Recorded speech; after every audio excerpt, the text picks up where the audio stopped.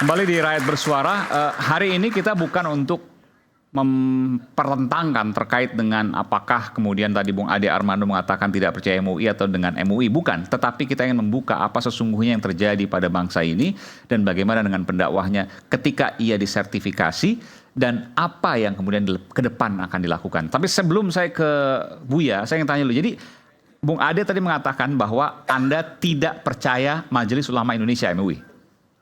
Pakai itu boleh? Ya, saya tidak percaya dalam artian bahwa tadi ya, saya punya harapan banyak karena harusnya ini adalah sebuah, namanya juga Majelis Ulama Indonesia, kayak tertinggi kan di situ. Tapi ketika ada isu-isu yang sebetulnya kayak Gus Miftah sekarang misalnya. Gus Miftah masih lumayan ya, karena gampang itu ngomongnya sebetulnya. Itu pun tidak keluar suara apa-apa dari MUI. Tapi misalnya saya kaitkan sekarang dengan menjelang Natal ya. Gereja dilarang, gereja tidak diizinkan didirikan. Ada penolakan besar-besaran terhadap pembangunan gereja. MUI harus bersuara menurut saya. Harus jelas suara MUI itu bahwa tidak pernah ada larangan di dalam Islam terhadap pembangunan gereja. Baru-baru ini kita dengar bahwa Ahmadiyah mau bikin acara silaturahmi or something gitu ya. Dan itu juga dilarang. Kan MUI harus bilang bahwa barangkali Ahmadiyah di mata MUI ada masalah ya. Tapi kemudian tidak boleh ada larangan terhadap pelaksanaan acara silaturahmi Ahmadiyah. Hal-hal semacam itu adalah hal yang ditunggu oleh masyarakat. Di mana suara MUI? Kalau cuma sertifikat halal itu sederhana, gampang. Ya, karena melalui sebuah kajian tertentu diputuskan bahwa ini masih mengandung muatan-muatan yang tidak halal kan. Tapi kalau sampai perdebatannya tentang hal-hal tadi menyangkut kepentingan masyarakat luas, harusnya MUI paling depan untuk bersuara agar masyarakat tidak berselisih dalam hal itu. Nah, ini pun begitu. Kita seringkali mendengar bahwa ada semacam dai atau kiai atau siapapun yang suaranya itu bisa sangat keras ya, bisa sangat buat kita yang awam akan terasa seperti serius Anda tuh berusaha untuk memecah belah kita gitu ya, dengan menjelek-jelekan kelompok lain, menjelek-jelekan bahkan presiden dan seterusnya. MUI saya rasa kalau memang itu dianggap sebagai sesuatu yang sudah melanggar ya, apa yang dianggap sebagai nilai-nilai dasar keislaman, harus bersuara dan menyatakan bahwa, jadi saya mau bilang bahwa buat saya sertifikasi dai itu sulit dilakukan bukan karena tidak perlu, tapi karena tidak realistis untuk diterapkan. Karena nggak jelas siapa yang nanti akan sertifikasi. Salah satu yang terpenting itu. Anda tidak percaya dengan lembaga-lembaga yang ada selama ini? Yang ada saat ini. Oke. Ya. Baik. Ya. Baik, silakan Buya. Buya inilah Wakil Ketua Umum Majelis Ulama Indonesia. Silakan Buya. Terima kasih. Saya kaget sekali dengan Bung Ade Armando. Saya kira dia tidak setuju dengan MUI, tapi malahan dia sangat berharap banyak kepada MUI. Supaya MUI berbuat lebih banyak lagi gitu kan, supaya lebih bersuara lagi. Hal yang sama juga pernah disampaikan oleh Profesor Dr. Azumardi Azra. Tetapi setelah Profesor Dr. Azumardi Azra kita tunjuk menjadi wakil ketua One Team Dewan Pertimbangan, lalu kita kasih kepada beliau naskah-naskah, fatwa macam-macam, beliau memperbaiki sikap dan pandangannya. Karena banyak sekali yang diharapkan dari MUI, ternyata MUI sudah mengeluarkan fatwa jauh-jauh hari tentang narkoba, tentang lingkungan hidup. Sehingga beliau bilang gini, oh jadi MUI sudah mengeluarkan fatwa tentang narkoba, tentang lingkungan hidup. Sudah, ini dia. Gitu. Jadi nanti mungkin barangkali bagus juga dipertimbangkan Bung Ade Armando jadi pengurus MUI ya. Iya. Pakai Kiai Haji aja. Iya. Pertama, yang kedua, saya kaget sekali itu ya. Bung Ade Armando menyatakan tidak perlu standarisasi. Bukan tidak perlu, tapi sangat sulit sekali siapa yang akan melakukan standarisasi dan siapa yang akan melakukan sertifikasi. Dan dari cerita Bung Ade Armando, tidak ada yang salah pada substansi yang disampaikan oleh Gus Miftah. Tapi kenapa ribut kan? Kan tidak ada yang salah.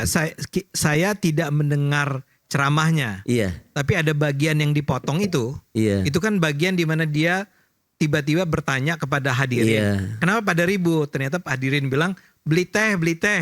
Iya. Itu kan nggak ada hubungannya sama substansi yang dari. Membuat ribut itu bukan substansi pengajiannya sebenarnya. tetapi adanya akhlak dan etika yang terlanggar.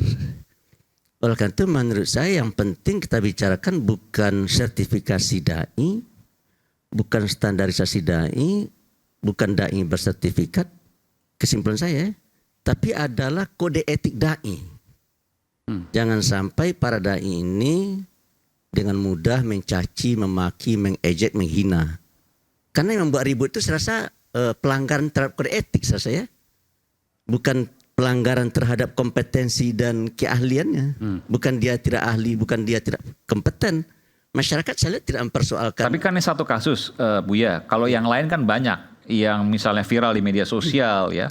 Ada yang mungkin saya nggak tahu bahasa Arabnya mungkin Ya, tapi nggak kita jelas kan dan sebagainya. bicara dalam konteks Gus Miftah ya. Saya terus terang saja memberi apresiasi kepada Gus Miftah.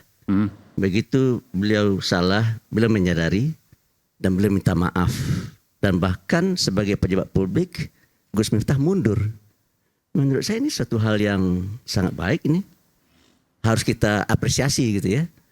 Nah, oleh karena itu saya terus terang saja, kalau di MUI tidak sertifikasi dai, tapi dai bersertifikat.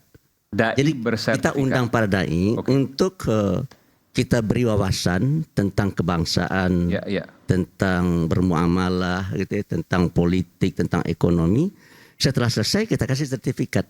Dan itu sudah dilakukan? Sudah berapa? Sudah yang keberapa? Mungkin sudah 60 angkatan selesai. Dai bersertifikat, bukan sertifikasi dai. Iya. So kalau sertifikasi itu harus diuji kompetensinya. Keahliannya harus diuji. Kalau sertifikasi. Siapa yang menguji? Begitu kan? Siapa yang akan menguji seorang penceramah yang sangat top itu? Siapa yang akan? MUI nggak punya. Tadi kan sudah dijawab oleh Cak Islah sama apa? Cak Islah tadi malah lebih apa lagi? Standar mana yang akan dipergunakan untuk menguji? Menurut Buya, apakah MUI kemudian mungkin untuk melakukan sertifikasi itu? Menurut Buya? Enggak, menurut saya, jangan saya menurut beliau berdua saja, sangat sulit itu dilakukan. Standarnya mana? Oke. Mazhabnya mana? Kan ada orang mengikut mazhab Maliki, mazhab Hanafi, mazhab Syafi'i kan? Dan ada juga tidak bermazhab kan gitu ya.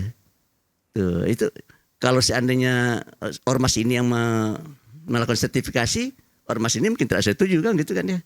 Oleh karena itu mungkin barangkali kalau seandainya kita ingin apa ya, dai bersertifikat diselenggarakan oleh masing-masing ormas. Jadi masing-masing ormas menyelenggarakan pelatihan atau pemberian wawasan gitu ya, kemudian ya dikasih sertifikat. Tapi Buya, saya tadi ada beberapa yang kemudian perlu diluruskan oleh Buya terkait dengan ketidakpercayaan Bung Ade terhadap MUI. Buya mau menjawab itu nggak? Ya, Karena ini kita harus luruskan di masyarakat ini saya undang ke MUI ya. Diskusi. Karena kesan saya banyak sekali yang beliau katakan bahwa MUI tidak bersikap, padahal MUI sudah bersikap. Misalnya? Tentang Gus Miftah tadi kan disinggung juga ya, MUI tidak bersikap. Padahal saya sudah teriak-teriak saya di media kan gitu ya. Gus apa tadi? Khalil Nafis juga sudah bicara. Boleh nggak? Sekjen Saya kasih masukan. Masalahnya kalau ada orang MUI bersuara sih ada.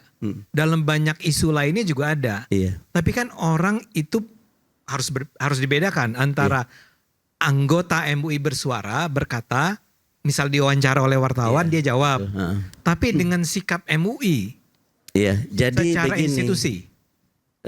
MUI melihat cukup disampaikan oleh beberapa tokoh saja.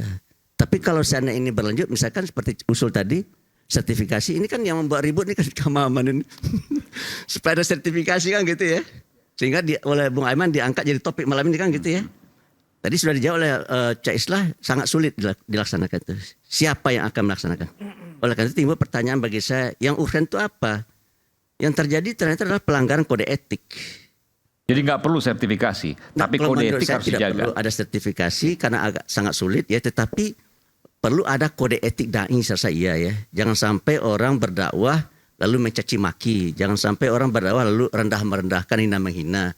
Yang itu yang akan memantik ketegangan dan kegaduhan di tengah-tengah. Karena Buya meyakini ketika ada sertifikasi, maka tidak akan ketemu titik temunya, nggak akan sulit sekali.